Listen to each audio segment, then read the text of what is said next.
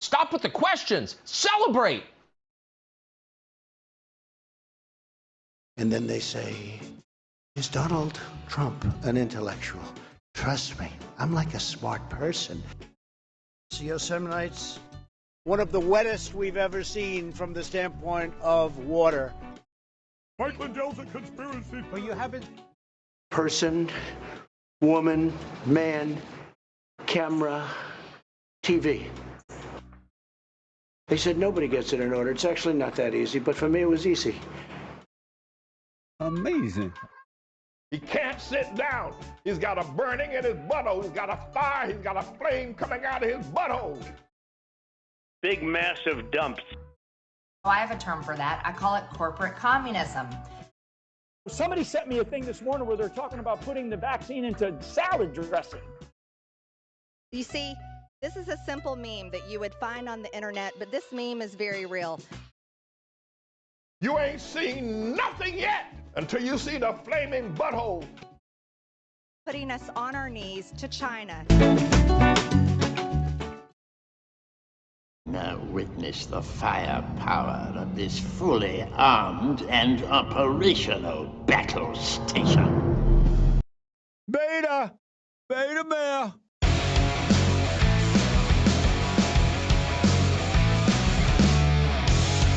Amazing.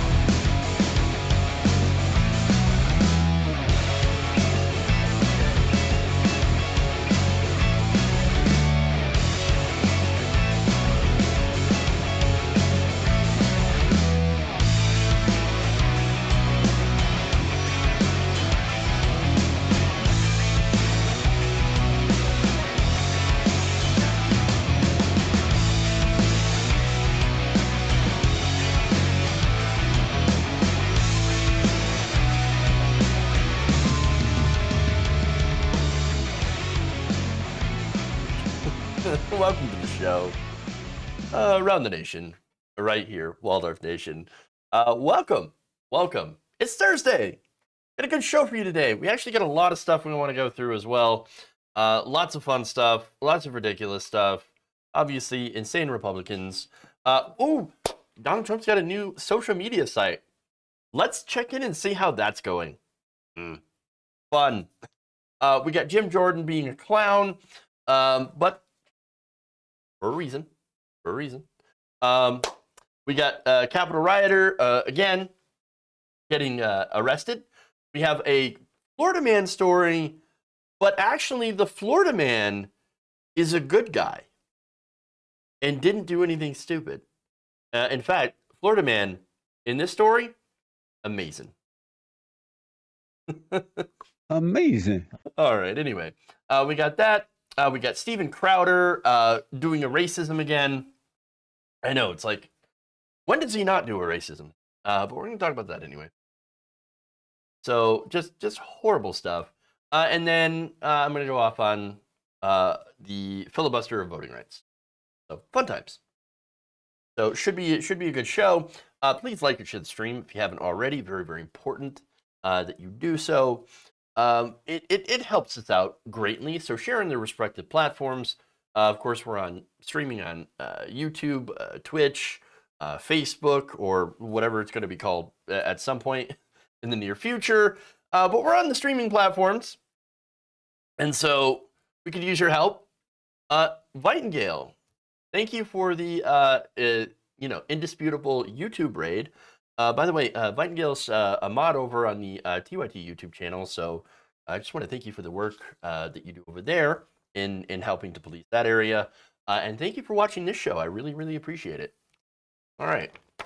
That said, let's go and see how Trump's social media site is going. Oh, this is going to be good. You're going to love it. All right.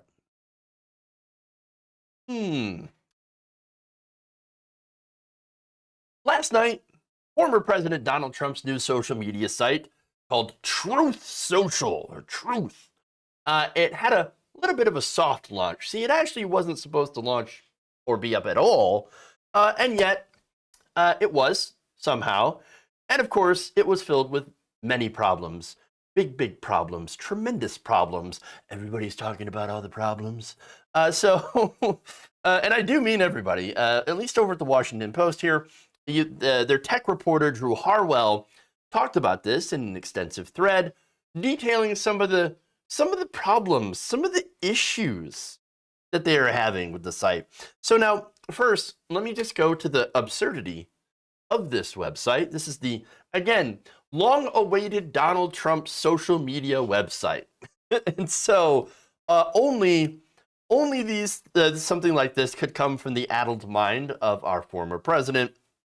So now it's basically a Twitter clone, a big shocker, right? So instead of tweets, users can post truths. Truths.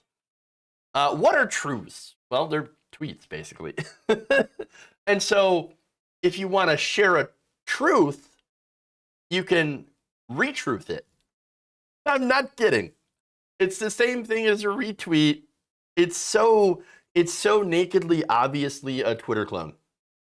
And it's also built on open source Mastodon with, unmodified Mastodon platform. So, yeah. Now, there's also a truth feed and notifications, so you can know who is retruthing you or truthing your truths and responding to your truths. It's so bad. Look, this is Twitter if you bought it off Wish. That's what this is. But no. They say, oh, what are you talking about? We are a free speech site. We are free from big tech censorship. The big tech, the government, and then you got the communists in the government, like communist China, for example. We don't have any of that. No, not at all. In fact, we will allow anyone to post anything that they want, regardless of whether or not it is actually true, which is ironic considering how the name is Truth. Truth Social. But you can lie here, totally fine. 100%. All right. So now, it also purports to welcome varied opinions so that they could bring families back together that have been ripped apart by big tech and Joe Biden lefty censorship. Yeah. So now, of course, this just means it's one of those so-called free speech sites that is going to immediately fill up with Nazis and people that want to use the N-word. Let's be real about that. That's usually what happens. Okay? So now, all that seems to be fine, or right now will likely be fine, at least until they start to crack down on that. But what is not fine, I learned from the terms of service, is that it is not fine to use too many capital letters at once. I'm not kidding. The terms of service ban the excessive use of capital letters, which seems to be a little bit of a problem because you all know how Donald Trump tends to randomly capitalize letters. Yeah. Not only that, but users will also will not be allowed to criticize the website. According to the TOS, users must not disparage, tarnish, or otherwise harm, in our opinion, us and or the website. Users are also told that they must not annoy any of the site's employees. So, don't annoy anybody. Don't send your truths at them.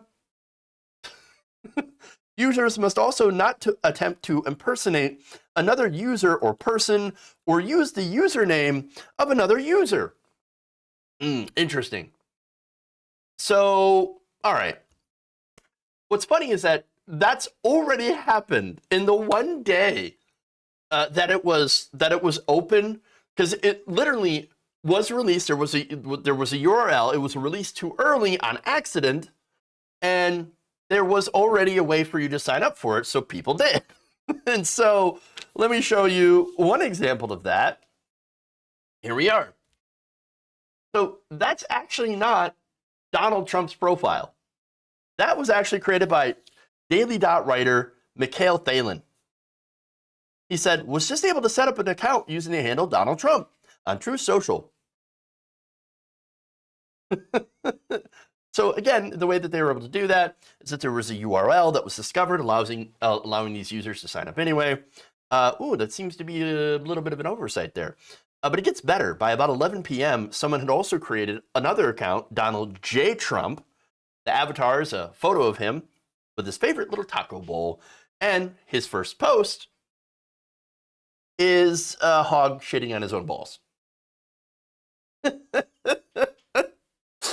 Now, here's the thing. If you were smart at all and developing a website, you would make it so that you would have to have some sort of verification that you're not just creating a username and impersonating somebody who's famous, kind of like what Twitter does, right?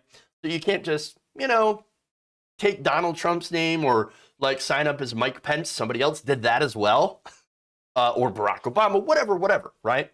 So you can't do that. So to prevent the impersonation, they did not do that, which means immediately everybody's like, okay, I'm Donald Trump. Fail. Sad. Again, how are they so bad at this? Every time, whether it be Gitter or Frank's Speech, now Truth Social, which, by the way, are all very tiny in comparison to Twitter and Facebook, which is ironically a bit like a safe space for them, honestly. They created their own safe space. Well, these safe spaces are never secure. People are always able to get in and mess with things because they don't know what they're doing. That said, other than, of course, disaster sad baby, look, okay, so I've got a couple more fun things, actually, to talk about first. There's a video here from Fox News. This is Don Jr., who is going to be talking up this site on Fox News. And, well, here's what he said about it. Tonight, my father signed a definitive merger agreement to form what will ultimately be the Trump Media and Technology Group and Truth Social, a platform for everyone to express their feelings. Big tech and all of those on the left for so long, Sean, have been saying, well, if you don't like the rules that we really enforce only one way on our platforms, go create your own. And so we did just that. So that's going to launch very soon. We're going to be in beta testing in the next few weeks. Full launch first quarter of 22. It's going to be exciting, and we're looking to give a voice back to the American people. They're going to do a what test? Beta. Yeah, okay. I had to. All right, so yeah, I love it. It's a free speech site for everybody, except for the libs who told us to go make our own website. Okay. Oh, and unless you want to use too many capital letters in a row, or make fun of the site. All right. So now, what's interesting here, and this is probably the best part of the story. So Don Jr. said, well, we're merging with something called Digital World Acquisition Corp, right? So now that happens to be a what's called a blank check company, and it's used for financial maneuvering and would be publicly listed for trading. So now the SEC documents related to this company found something interesting about this partnership. You're going to love it. The CEO of Digital World Acquisition is a man named Patrick F. Orlando, who is a former investment bank employee who has launched his own investment bank, as well as at least 2 other SPACs, or blank check companies designed to make future acquisitions. One of them, of course, is the one that is acquiring the Trump digital media, right? Trump's company. So now, one of these companies, the one that is merging with Trump, is actually Yunhong International. It is a Cayman Islands Incorporated SPAC. And Yunhong International is, I shit you not, headquartered in none other than Wuhan, China. Oh, the irony. Oh. Amazing. Yeah. It's the thing that's gonna merge with Trump's company, his social media site, is literally in Wuhan. It's so good. Oh. You can't make this shit up, guys. Can't make it up. It's so good. Now, finally, there's one more thing here. One more tie. Luis Felipe of Orleans Brangaza is actually also one of the 2 people working for the company that is a Brazilian politician who happens to be close to Jair Bolsonaro. Bolsonaro, a little bit of trouble for his mishandling of COVID. All of this deeply ironic and absolutely hilarious. Because, again, you have a free speech, so-called free speech site that bans people for too many capital letters or for making fun of the website that is now merging with a company in Wuhan. Now, if you can remember, of course, Donald Trump is constantly criticizing China. And, of course, the conspiracy theorists on the right wing are like, Wuhan lab, Wuhan lab, Wuhan lab. It's where the COVID came from. Well, hey, you know what? Maybe they can go down to the headquarters now of the company that they've merged with and find the lab. Or maybe, and more likely, this will fail in a few months, just like Trump's From the Desk of Donald J. Trump blog. We'll see. Oh, so good.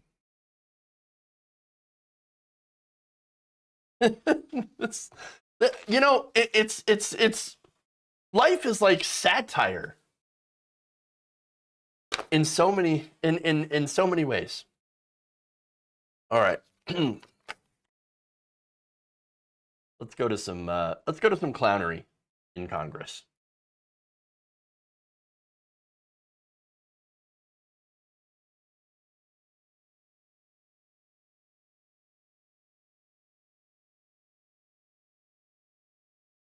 A recent House Judiciary meeting, let me start that again. A House Judiciary Committee hearing earlier today with Attorney General Merrick Garland was derailed on Thursday after Representative Jim Jordan demanded to play a video, a specific video, and was not allowed to. So now this video would happen to be about parents in, who are complaining about things like critical race theory being taught in class and mask mandates and all this different stuff. So now Jim Jordan, he's going to try to get them to play that video, and it's going to have a little bit of an argument with Jerry Nadler. Take a look. Mr. Chairman, I'd like to speak regarding... No, that's out of order. This is not debatable. Well, what's out of order is there is no rule that requires a 48-hour notice. That's what's out of order. There is such a rule. There is not in our rules. Mr. Chairman, what are you afraid of? There is such a rule. You objected last year. You were told there was such a rule. Mr. Chairman, what are our colleagues on the other side of the aisle afraid of? Are they afraid of videos of parents? The gentleman was recognized for his opening statement. Is he finished with his opening statement? I'm not finished with my opening. I seek recognition for a parliamentary inquiry. Proceed with his opening statement. It's not a rule. It's what you said. I think the term you used is it's protocol. The gentlewoman objected. The conduct of the committee. Rules do. That's not a rule. We had a video. We understood you had a video. I seek recognition for a parliamentary inquiry. Gentlewoman objected because you failed to follow the rule. Her objection is sustained. All right, so now Jordan, of course, continued to argue a little bit after that, and basically lasted until Nadler recited protocol, and Jordan responded by saying, obviously, well, you're going to censor us. You're going to censor us. Which is sort of the conduct of the left today, it seems. Jordan then yielded the rest of his time, and the hearing moved on from there, though afterwards, conveniently almost, the House Judiciary GOP posted the video that he wanted to play for Congress on Twitter. It was like, what are you afraid? What are the Democrats afraid of? Why wouldn't you show this video? So now I watched some of the video. It was a highly edited mishmash of people saying insane things to school board members. Like, for example, oh my God, they're pushing pornography on the children in these books. And there's Marxism There's Marxism. They're teaching our kids Marxism in porn. Shit. I wish I had been went to those schools. That'd have been awesome. I didn't get that in my school. Where's my Marxism? You know, I didn't get any of that. That'd have been great. So now here's the thing. Of course, I've looked into a lot of these school board meetings. Again, I've showed you videos of these of some of these unhinged parents, and it turns out a lot of them happen to be bankrolled by billionaires. Weirdly enough, right? And that's not to say that there aren't, you know, parents that are just legitimately kooky and whatever and want to push back or don't understand, you know, masks and anything like that. But this appears to be more astroturf than anything and not grassroots. And so now I want to show you a letter template that was drafted by a Coke affiliate group. So it might be a little bit hard to see. So let me just pull that up anyway and read a little bit from it. So that's just a sample of the first page of one of these templates. And it basically starts out with, Dear blank, name is excited to join name of school this year. And then, of course, gets into some talking points in the second half of the page against masks and mask mandates in schools. Now, it turns out that the Washington Post did some investigation into this and found that it was made available to paying members of a group called the Independent Women's Network.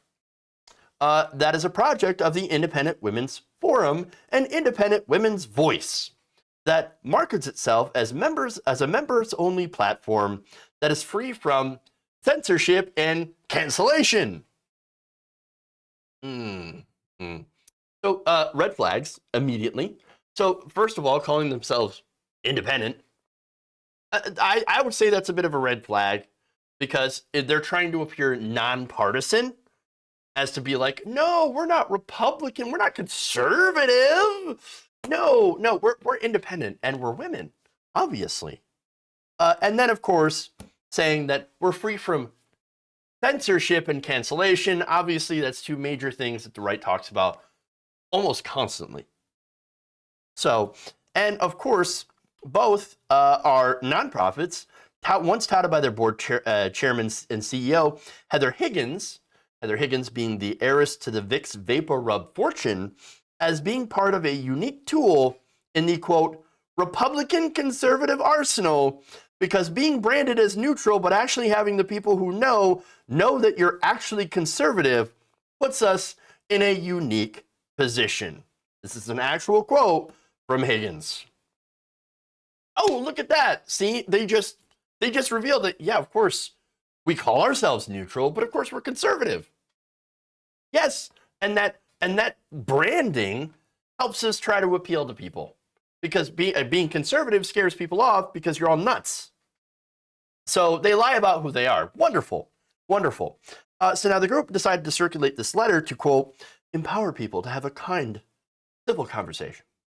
Now, if you, again, watched a lot of these videos where you have unhinged right-wingers that are challenging and threatening school board members over mask mandates, you would know that there is no kind and civil conversation going on.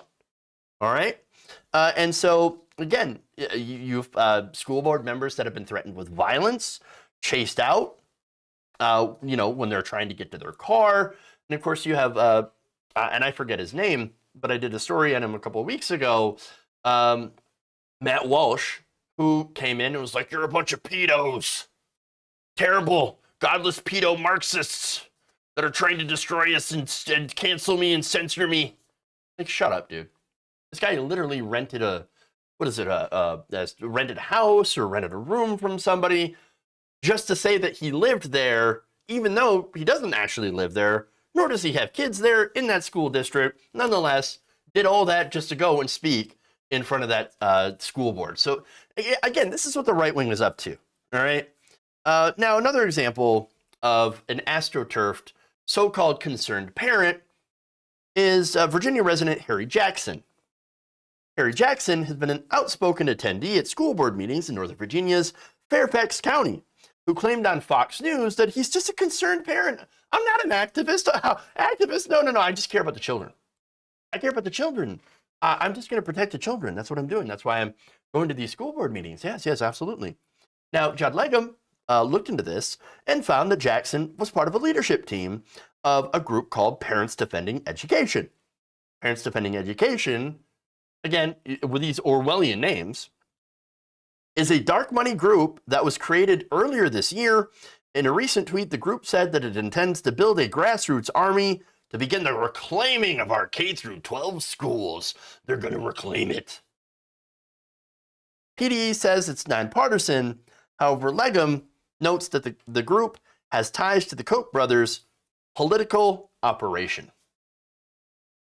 The president of PDE is Nicole Niley, who also serves as the president of Speech First, another self-proclaimed grassroots organization that targets college campuses. Niley has refused to disclose Speech First donors, but its board includes a former head of a Koch-backed trust and 2 conservative attorneys from Koch-funded programs. Niley also previously worked at the Independent Women's Forum. Oh, here we go. Another dark money group funded by the Charles Koch Institute and Franklin Center for Government and Public Integrity, which Columbia Journalism Review reported in 2013 was the Koch's leading media investment to date. Jackson himself is also heavily involved in a group called Educators for Youngkin, which is part of the campaign of Republican nominee Glenn Youngkin for governor of the state. Jackson claims to publicly be a Democrat. Well, of course, if you look on his social media, he consistently attacks Democrats from that Twitter account. Weird. Oh, working for a Koch-backed Republican group and attacking Democrats. And then claiming that you're just a concerned parent and not an activist when clearly you're working for all these dark money groups. I don't know what's going on. Gee, I can't tell.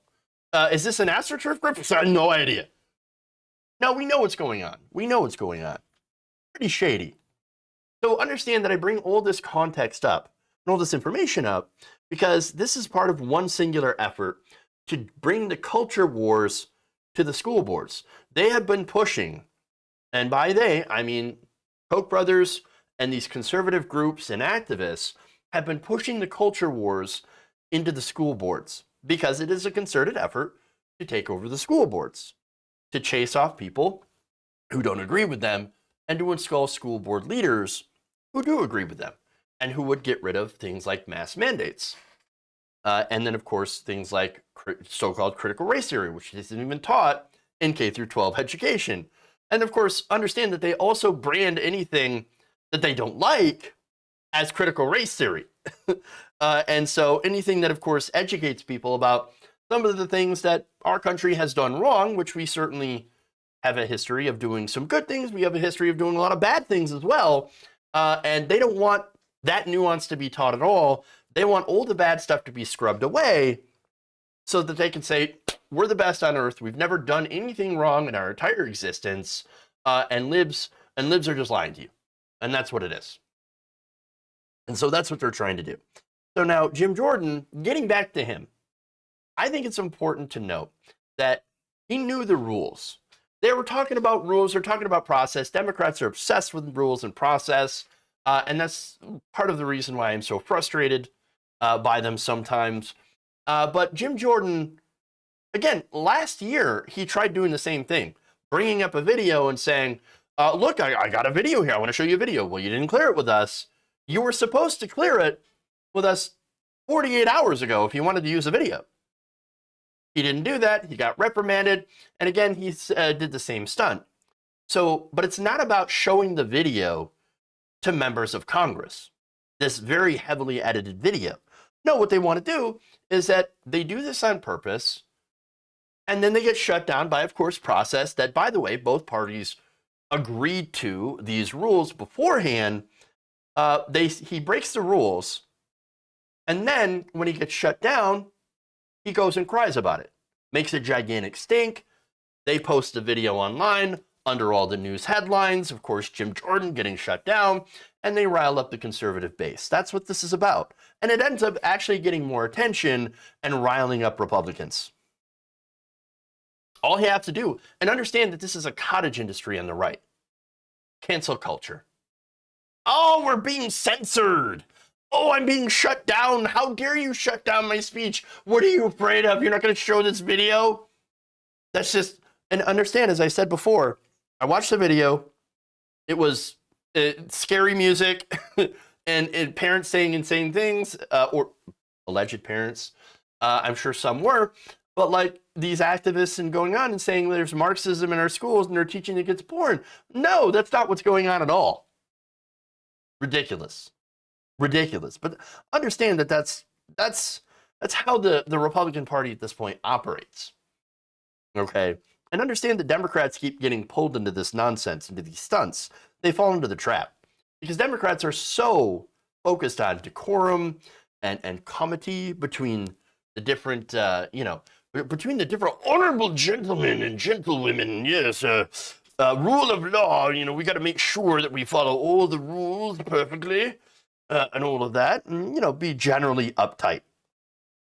Those same rules are easily weaponized against them by the right wing. And this is a good example of that. That's why I hate decorum. I really, really do. Democrats too focused on process, too focused on being polite, but Republicans literally shit on the floor, at least, on January 6th, for example. I mean, and in this case, figuratively. It is the worst.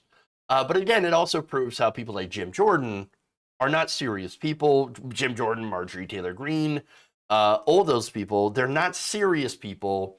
They're clowns, and their only purpose is to throw a wrench in the works, to gum it up so that nothing gets done.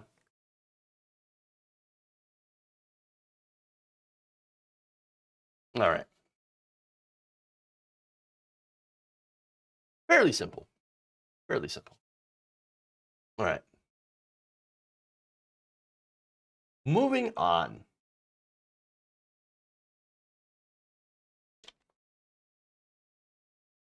Almost as if the Democrats are paid to be useless. Oh, you like the Washington Generals? Yeah. Weird how that always tends to work out. Sucks. But true in many, many ways. All right. At least on economic issues, absolutely. Absolutely. All right. Fun story here. On January 6th, Capitol rioter Landon Mitchell had bragged to a Facebook friend about breaching the Capitol. Oh, yeah, I'm in the Capitol. I'm one of the very first to go in there with the rest of the mob storming Congress. So he was very, very happy about that. In fact, even appeared on a video of the floor of the U.S. Senate, went through a senator's desk, and took the dais where he posed next to Jacob Chansley, otherwise known as the QAnon Shaman or Muffin Man. Yes, yeah, that's right. He doesn't want to be called QAnon Shaman anymore, so he is the Muffin Man. The Muffin Man. The Muffin Man. Have you seen Muffin Man? All right. Anyway, so no, this guy comes in, and he's very prominent in the insurrection, obviously. And so now a friend of his was naturally kind of worried about him. Hey, aren't you concerned that the FBI is going to come for you? I would be very concerned. The FBI has been coming for a lot of people. They've arrested over 600. And so, there's a lot of people that have gotten in trouble. Well, he responds with, no worries. Don't worry about it. I'm invincible. Why? Well, I wore a mask.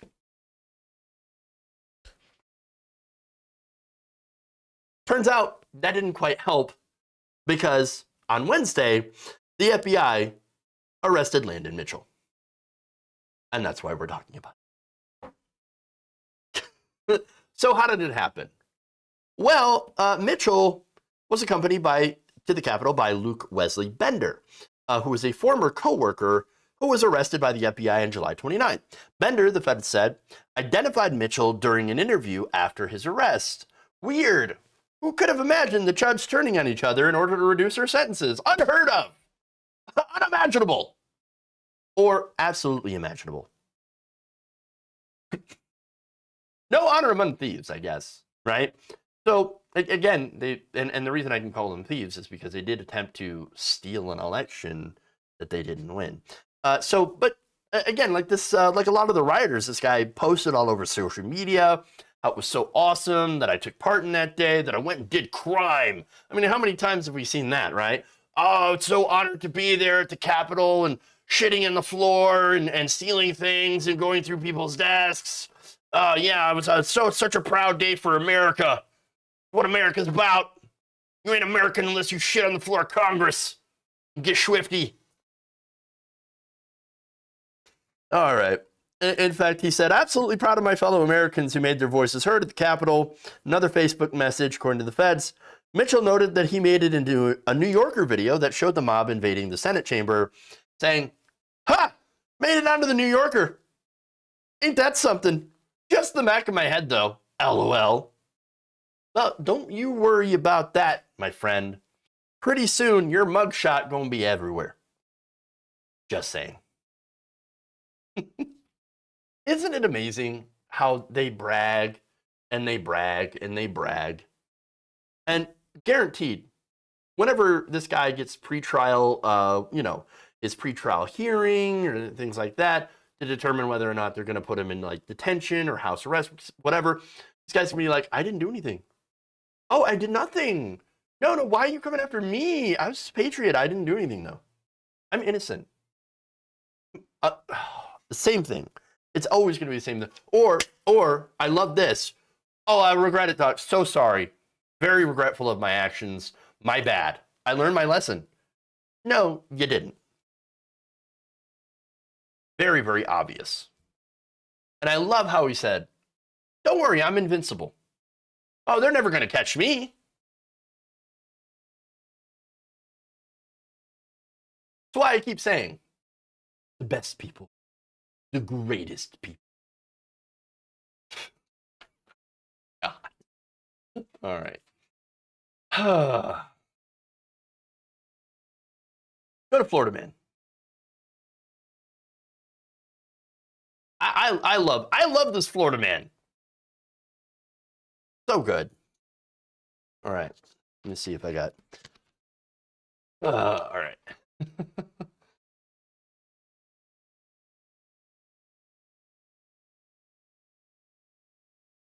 No doubt, if you watch cable news, you're hearing all about the labor shortage. We got a labor shortage, a tight labor market, because nobody wants to work anymore. Everybody wants to be lazy. People are being paid not to work and all that. I mean, we've seen the signs. We've seen people on Fox News that are complaining that, oh no, even when we offered bonuses and things, people just wanted to stay home. They wanted to watch Netflix. Or whatever, okay? Whatever, they don't want to work. So now, a Florida man decided to test whether or not this is truly the case at least in his area of Fort Myers. And he found something really interesting. So now, this gentleman is Joey Holtz, and he applied to 60 different entry-level jobs. So again, these are the places that are screaming the loudest for workers. These are your restaurants, your McDonald's, your Applebee's, your grocery stores. Again, the places that are generally paying the lowest, and have actually, been some of the more dangerous places to work during the pandemic. As a result of repeated clashes with customers who are anti-mask. And then, of course, just the threat of the virus itself. And so he applied to 60 of these different jobs. And the results, of course, are none too surprising. So this was reported by Alex Galbraith of the Orlando Weekly. And he reported that Holtz saw a discrepancy between the rhetoric of employers and the facts on the ground in Fort Myers. Many pointed to the expanded unemployment benefits as the reason they weren't seeing applicants, but jobless claims have steadily dropped in Florida, ended the enhanced benefits several months before he even began applying. So understand that I bring that context up because that's really, really important. It's a talking point used by the right.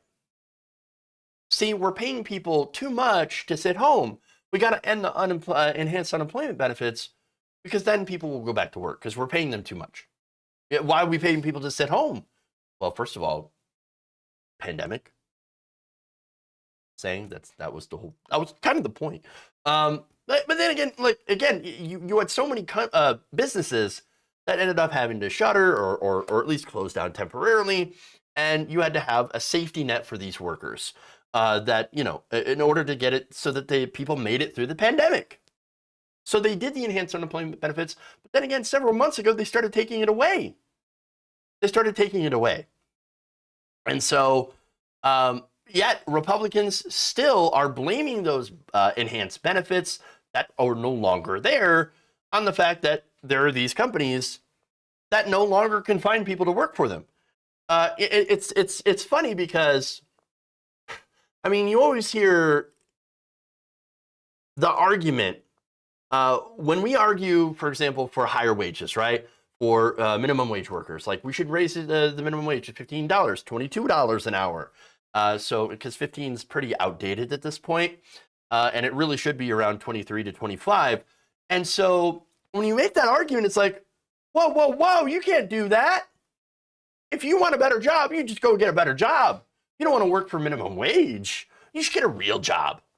Now, these are the same people that are getting mad when people are like, all right, I'll go get a better job then. Fine, I'll get one that actually pays me more. The same ones that are screaming, oh my God, no, I can't get a burger. Well, what's going on? No, nobody wants to work anymore. I can't get my hamburger at 3 a.m. and my shake. This is the worst thing that's ever happened in my entire life. I want to see the manager. I want to see the manager right now. What are you talking about? The manager's back in the back frying burgers. So it's almost as if they don't value labor. Weird. But all right. So now they say, that the workers are lazy and they're getting too much money and that we should end the employment benefits, which we already had. And by the way, analysis found that ending the benefits had no impact on hiring whatsoever. Lazy workers, though. It's all the lazy workers, right? So now I'm going to get into the real reason. But first, the results. In all, Holtz, after applying to 60 different jobs, got only one in-person interview. Now, again, these are all businesses that claim that they were understaffed on social media. And during that one interview, the business owner, again, they promised a certain wage and certain benefits in the listing. That owner attempted to walk back the pay of $10 an hour offered in that listing. Oh, did I say $10 in the list? No. We actually meant $8.75. Oh, really? Did you? I thought you needed workers. What's the deal? What's going on here? Why the bait and switch? I thought you needed people. Now, here's the thing. A lot of these businesses that still have employees, obviously, those employees understand that they're massively overworked now because there's not enough staff to fill them because they don't pay them enough. So now the workers that are still stuck there are doubly screwed over. Not only are they not getting paid the better pay that they deserve, but they're also ending up working longer hours. And by the way, there's a lot of wage theft that goes on in this situation like this as well. So, for example, if you have to work overtime, if you work overtime, which is anything over 40 hours, well, you should be getting paid overtime, right? And generally, it works differently for tipped employees than it does for standard employees. So I'm talking more like McDonald's, etc. So if you are doing overtime, which a lot of workers that are left in these jobs have to do, or if they find a way to shift people around, and make sure that they get like 39 and a half hours instead of 40, so they don't apply for overtime, or I'm sorry, so they can't actually get the overtime or don't qualify. Well, they'll do that. Or they'll just work people overtime and not pay them. That's literal wage theft. And by the way, that's one of the very common ways that a lot of these companies do wage theft. And there are some people that don't understand or don't know that you can sue workers for back pay and damages. Or even if you do know, you'd still have to hire a lawyer and you'd actually have to sue in order to do that. And so the situation going on is here is they're crushing their current employees to the brink with no increase in pay, no increase in benefits, while at the same time screaming about how nobody wants to work. Oh, why doesn't anybody want to work for me? Because you treat them like crap, you don't pay them enough. Now, Holtz put it perfectly in a viral Facebook post after this little experiment. He said, "Are they desperate for help? Yes, according to their loud lamentations on Facebook. But so far, one interview where the advertised hours and pay were misrepresented after 58 applications says y'all aren't desperate for workers. You just miss your slaves."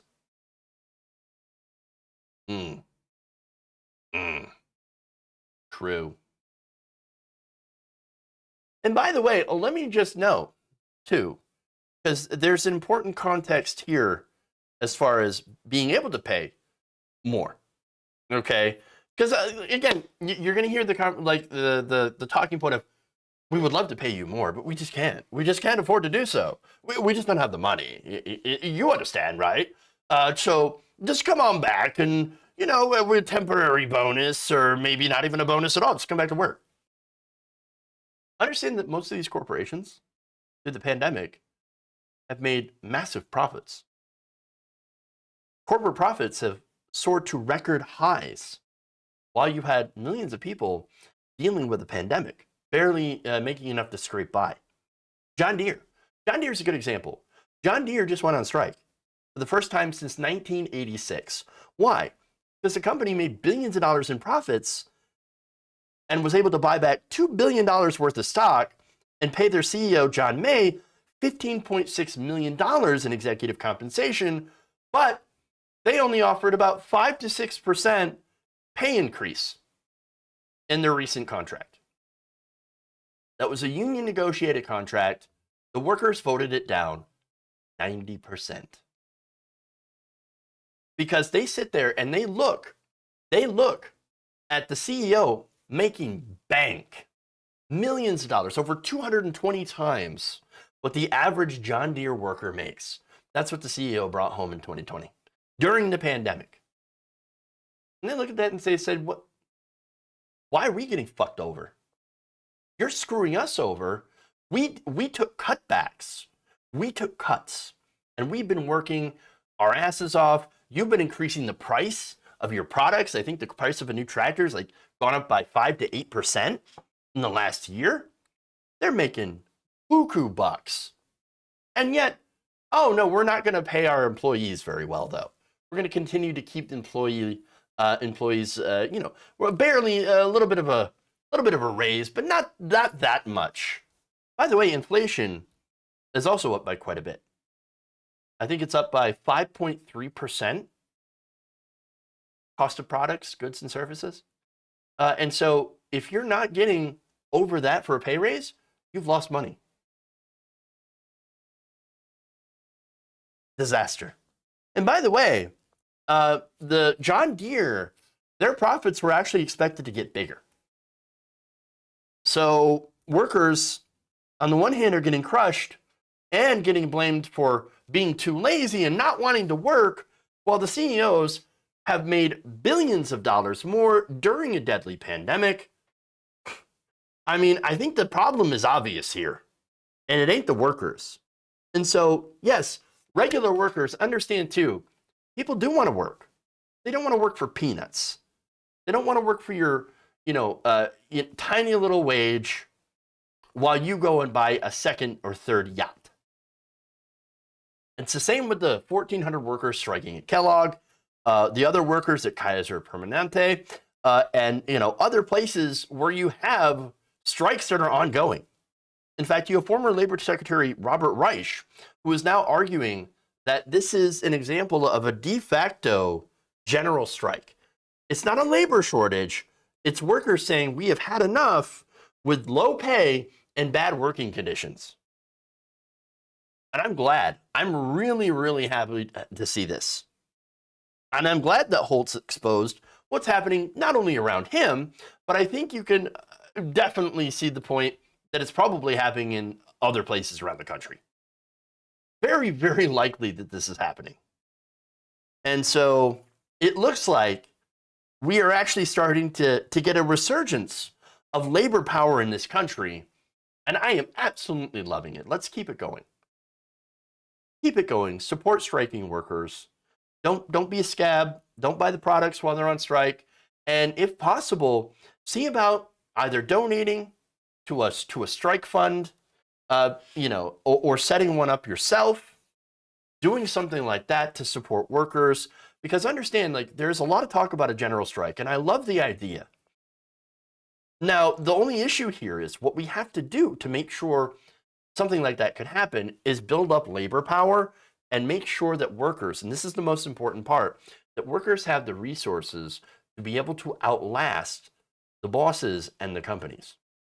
Very, very important, because people got bills to pay.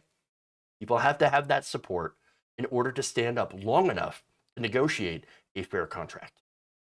And so mutual aid, very important, as well as labor power. Let's build those things, build them, and support labor so we can finally even the playing field for workers in this country, so that people can actually get what they're owed for their labor.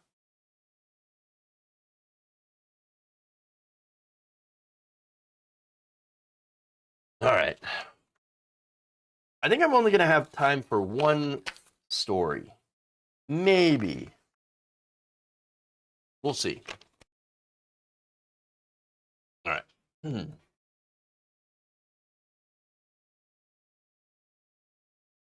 then I'll read some super chat.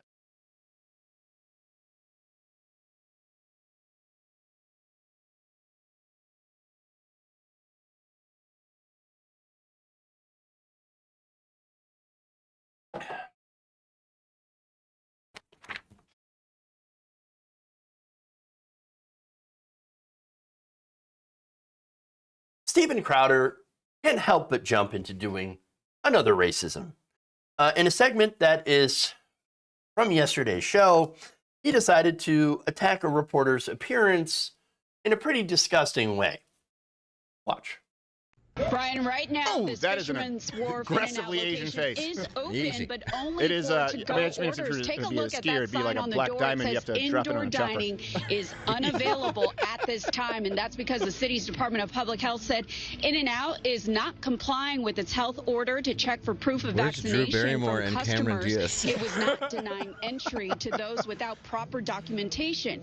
Now, the city confirmed it closed this location temporarily last Thursday. In-N-Out said The city that while confirmed that it posted closed a signage private to business display for not local acting like the health, requirements, for not acting like the it would not FDA. comply with what it called the requirement to act the as worst the looking In-N-Out. vaccination police. By the way, the reason I say that is because, usually with the reporters, they're kind of Americanized Asian. So I think it's a good thing. No, it's fantastic. Culture. It's a good thing. It's full Asian. That's a good thing. I wish she would have kept her fan. Yeah, a little bit Be of a dancing. geisha. Well, look, it looks hot. That's It looks her like last it's name, Nancy. hot. Yeah, that's true. But here's the I'm thing. Wong Geisha. Okay. Now, look, I have a serious question. Do people watch this guy and think, no, that's funny? Like, aggressively Asian, got him. Really? What the fuck is that? What is this? Does Steven, does Steven Crowder walk around and call people aggressively Anglo? Is that a thing too? Does he use it on other people? What is going on here? What is he talking about? And what does that even mean? And by the way, what does it even matter? The guy can't help himself. And then, of course, you heard afterwards, tried to walk it back, say, oh, no, that's a good thing because, we've got Americanized Asians and she's full Asian. Oh, yes.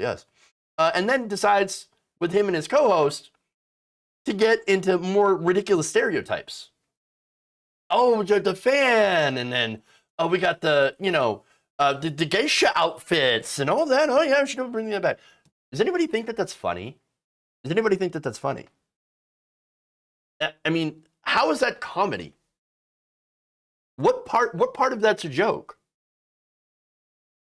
I mean, what is the joke? Ha ha, that woman looks different. Here's some stereotypes for you. Enjoy. Why don't you laugh? Why aren't people laughing? Gross. And look, that's who Steven Crowder is. Understand, Steven Crowder is a gross person. And it's, by the way, this is not a fact that, like, we have political disagreements with Steven Crowder, okay? Or between, progressives and conservatives. This is not that issue. This is racism. This is him punching down at a minority group, Asian Americans. But by the way, Asian Americans have been facing a lot of hatred, slurs, assaults, attacks. Right-wingers are blaming them for COVID, and they've been harassed and killed. And yet, punching down for Steven Crowder, that's comedy. The right wing think that that's funny, that's comedy. Not comedy. Comedy is not about punching down. It's about punching the powerful. Okay? It's not about doing low effort, harmful stereotypes. That's not funny. But understand, this is what they do. This isn't, again, it's thinly veiled racism, sexism, as well as, of course, you have Steven Crowder also doing massive amounts of transphobia on his show. But they call it comedy so that they can be like, oh, what are you talking about? I'm just making jokes. Where's the joke? Where's the joke? No, the only joke is you. You're the joke. Because you're not, the only thing that's funny is you and how dumb you are and how racist and how much of a gross person you are. And it would be funny if it weren't so goddamn sad. And by the way, I know, Steven Crowder defenders are always going to be like, oh, there's some jokes, you just got to stick your skin. I'm not personally offended. Just because I'm not personally offended doesn't mean that I can't stick up for somebody who you're attacking. And that's what it is. Now, if I were to make fun of Crowder's aggressively douchebag face, you think he'd get triggered and melt down? Probably. Or, run away to daddy like he did with Sam Cedar. And by the way, that's the thing that gets Crowder to melt down the most. Sam Cedar. Hey, Steven, why don't you pick on somebody your own size? Why don't you pick on Sam Cedar? Why don't you go debate him? Debate Sam instead of picking on a reporter who's just doing your job. Yeah, I know. We know exactly what he would say about this. Okay? Oh no, Sam Cedar! What a fucking nightmare! Yeah. Okay. Absolutely. So we've already had that. Now there's an update here. Local Bay Area news station KPIX5 and CBS Television actually defended Betty Yu. That's the reporter here, by the way, that he was making fun of. And they issued this following statement, and I think it's a good statement here. They said, "We stand in solidarity with Betty, an accomplished journalist and valued member of our CBS family. These hateful and offensive remarks are outrageous and destructive and reaffirm the importance of our work as journalists to shine a light on anti-Asian violence and hate speech when it occurs." Now, Betty Yu, of course, has been reporting a lot about anti-Asian hate speech and attacks and standing up for Asian Americans. And I think that's absolutely wonderful. I think that's vital work. And I think she's doing an excellent job of doing that. And to see her, going through that attack kind of reaffirms the point where we need to challenge and fight against Asian hate. He literally proved her point and proved that we need it. And so it's, by the way, one more thing on Crowder. It's sad that Crowder has to resort to this, but he's built his entire show on it. That's what his show is all about. And he's got, all the troglodytes that sit there and watch it because they love this stuff. They love punching down on the powerless. And so they're as gross as he is if they enjoy this so-called humor. All right.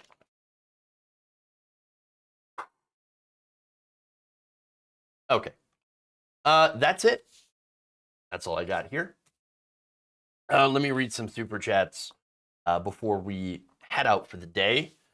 Let's see. Dango Bango, with a bunch of them actually. Heads up, your videos are getting massive anti-vax ads. YouTube should be investigated for it.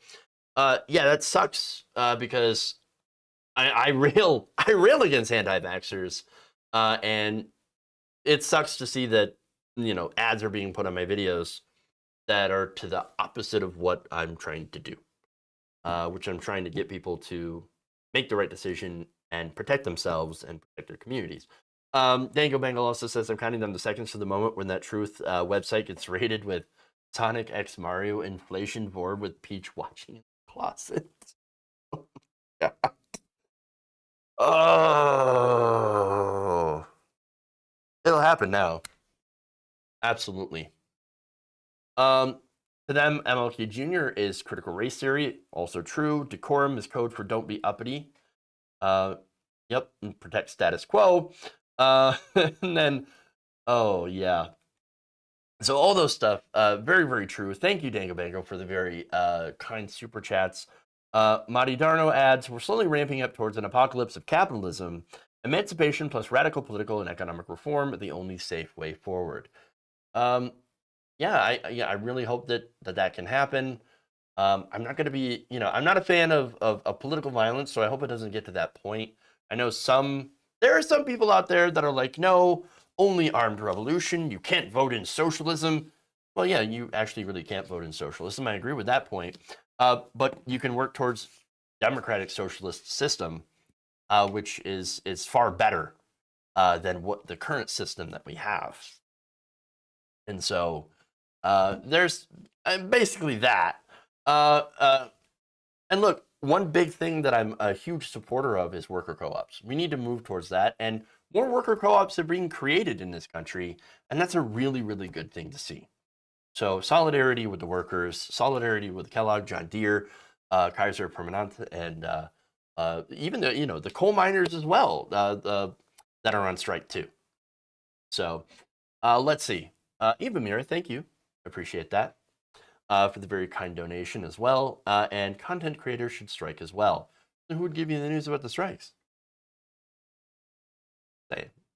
Just saying. And I actually do really enjoy what I do. And I do enjoy talking about and delivering the news and keeping everybody informed. So, all right. Let's see. Here. Frito-Lay. Thank you, S. Bloom. Yes, Frito-Lay also on strike as well. So I'm going to remember that. So thank you. Thank you for reminding me. There's a lot of amazing, excellent strikes that are going out there right now. And we should, of course, make sure to have class solidarity with the workers. Absolutely. All right. Please, and the entire country of South Korea is on a general strike as well. So let me direct everybody over to the serfs who've been talking about that probably the last couple of days. He's had segments on the show talking about the South Korean general strike. I think that's awesome. Wonderful, wonderful stuff. And solidarity with workers there as well. By the way, I wonder if that's something to do with maybe not the timing, but it is interesting, the timing of Squid Game, which I have not seen personally myself, but the creator itself says that it's a critique of capitalism. Despite what Tim Pool and the rest of the boneheads on the right are saying about that, it is a critique of capitalism, not communism. And so, but it is good to see people in South Korea, workers that are trying to assert their rights. I absolutely love it. Global worker solidarity, absolutely. All right, and yes, Nabisco also previously had a strike, and they agreed too soon. Well, that's because they didn't have the resources to be able to outlast the company, and that's why it's important to set up those mutual aid networks and to be able to support striking workers monetarily so they can pay their bills and outlast the company. And so that's why having that base of support and that those labor networks is very, very important. So, all right, that's it. Tim Pool has a squid under the bean. Probably very true. All right.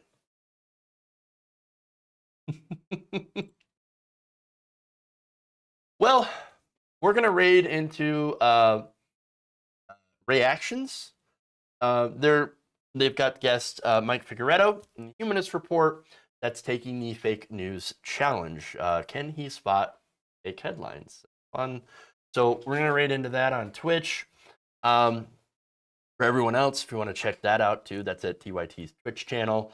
If not, we'll see you all tomorrow.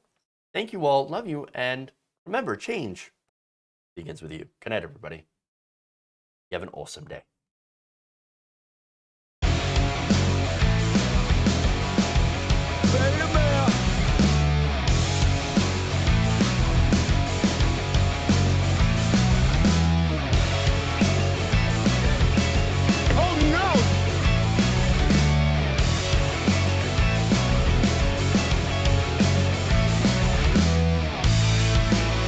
Amazing. Beta!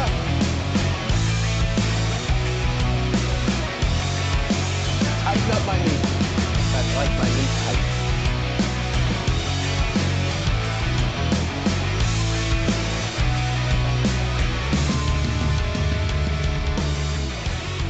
There's insanity in the control room. Please clap. You're kicking me out the door. You're kicking me out the door.